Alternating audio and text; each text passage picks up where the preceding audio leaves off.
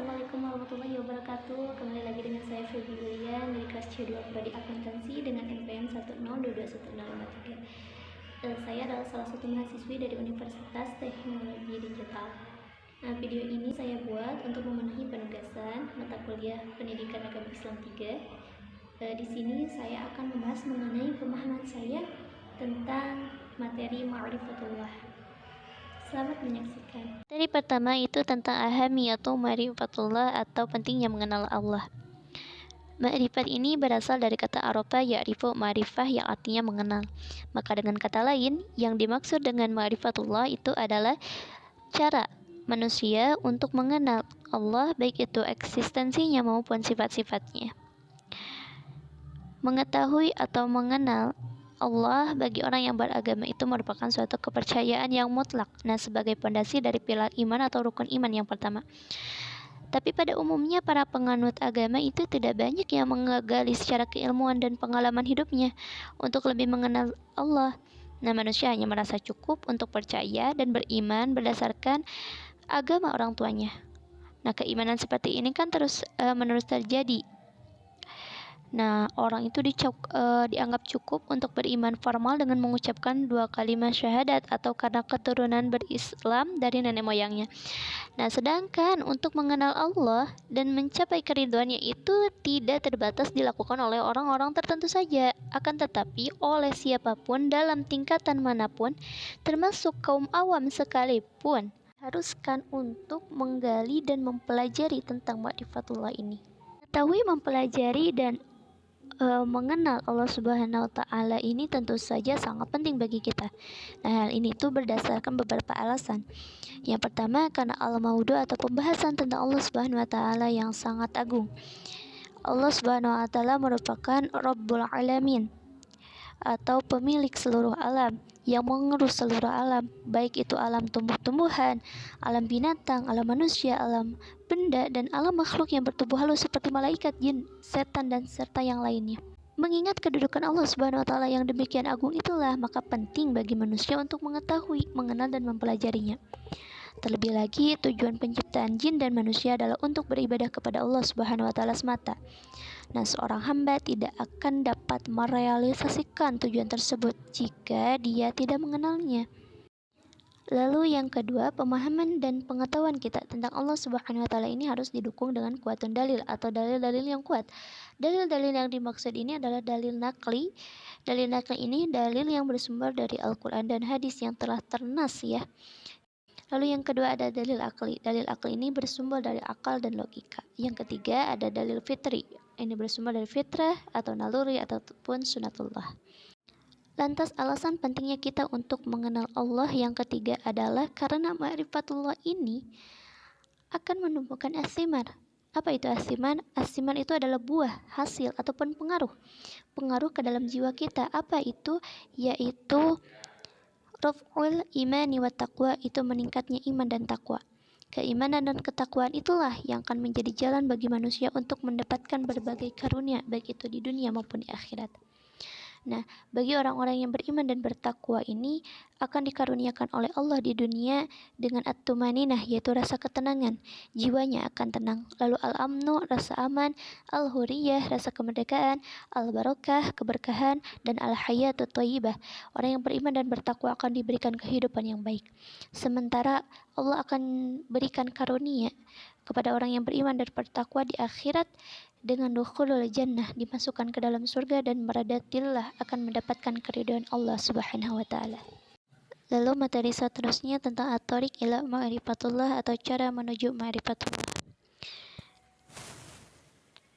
Seseorang itu wajib hukumnya untuk mengenal akan Allah sebagai langkah awal menuju kesempurnaan beragama.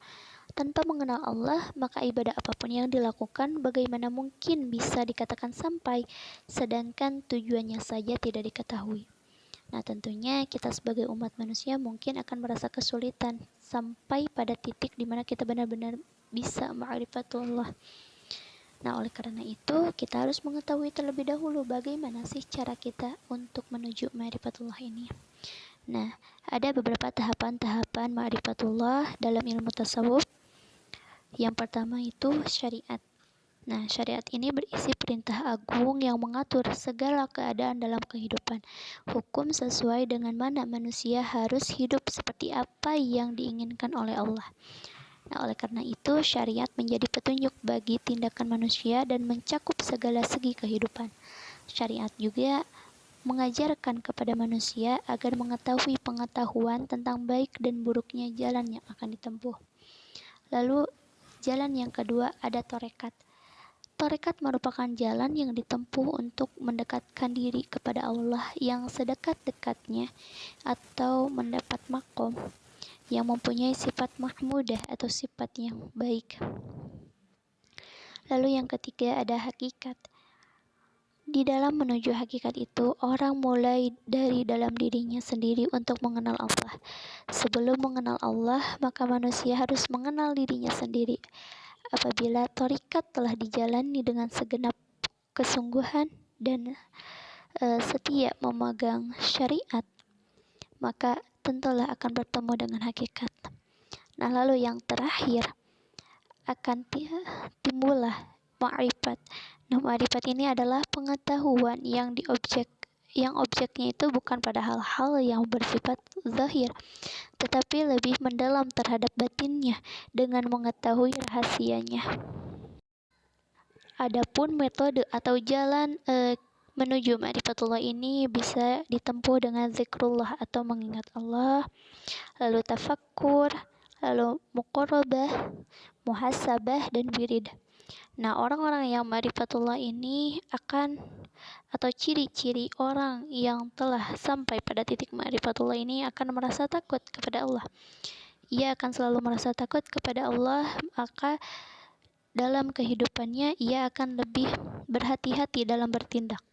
Lalu menguasai gerak-gerik hatinya, selalu mengingat Allah, tidak tertipu oleh harta, lalu merasakan manisnya iman dan tulus atau ikhlas dalam beribadah kepada Allah. Tiga, tentang al-mawani fi ma'rifatullah atau penghalang dalam mengenal Allah.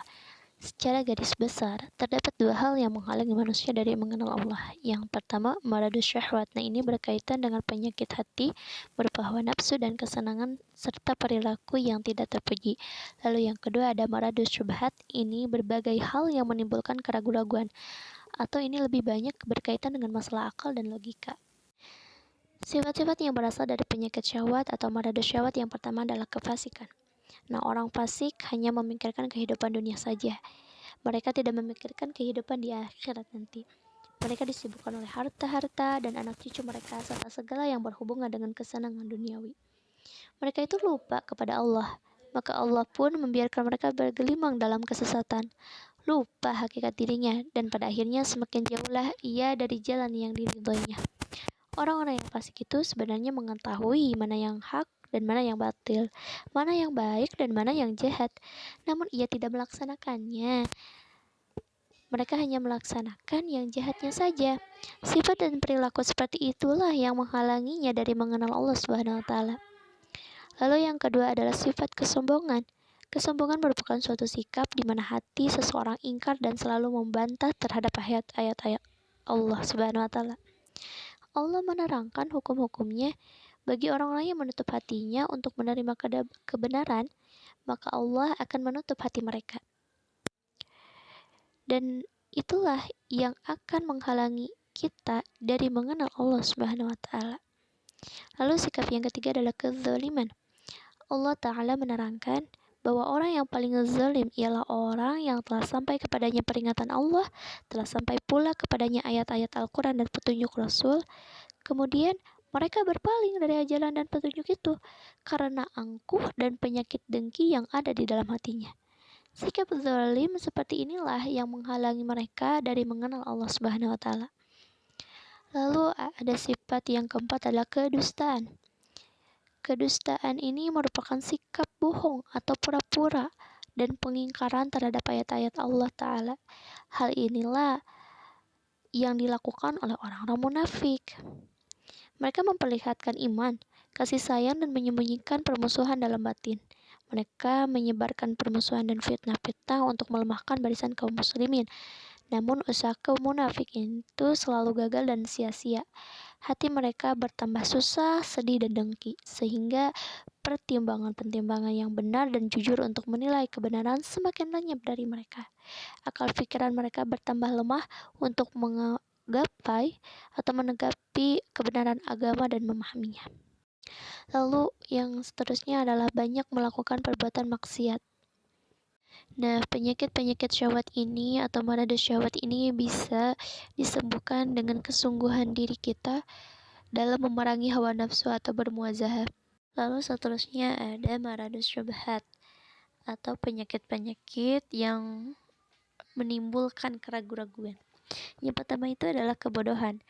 Islam itu sangat menjunjung tinggi ilmu dan orang yang berilmu atau alim ulama.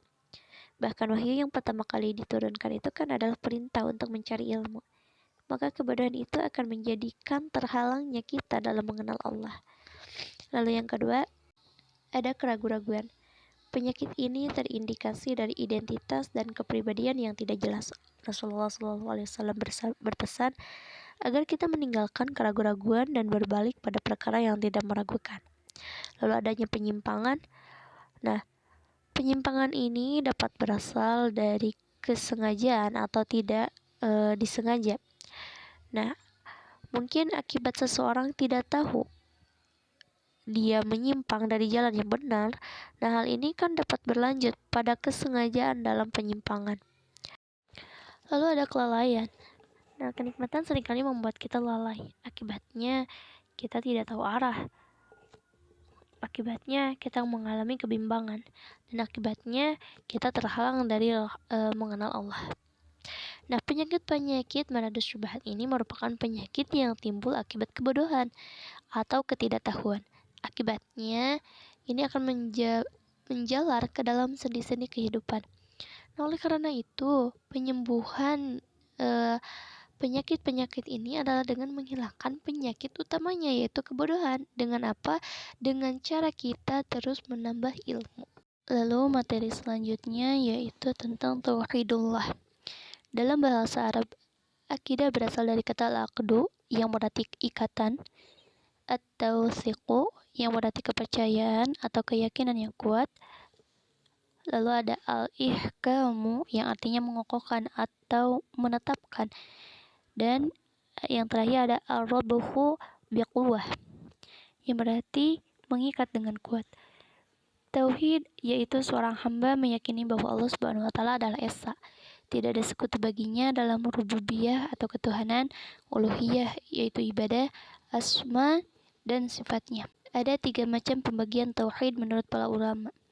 1. Tauhid rububiyah, yaitu mentauhidkan Allah dalam perbuatannya seperti penciptaan, menguasai, memberi rizki, mengurusi makhluk, dan lain-lain yang semuanya hanya Allah semata yang mampu. Dan semua orang yang meyakini adanya Rabb yang menciptakan, menguasai, dan lain-lain. Lalu ada tauhid uluhiyah, Allah dalam perbuatan-perbuatan yang dilakukan hamba, yaitu mengikhlaskan ibadah kepada Allah yang mencakup berbagai macam ibadah seperti tawakal, nazar, takut, khosh, pengharapan, dan lain-lain.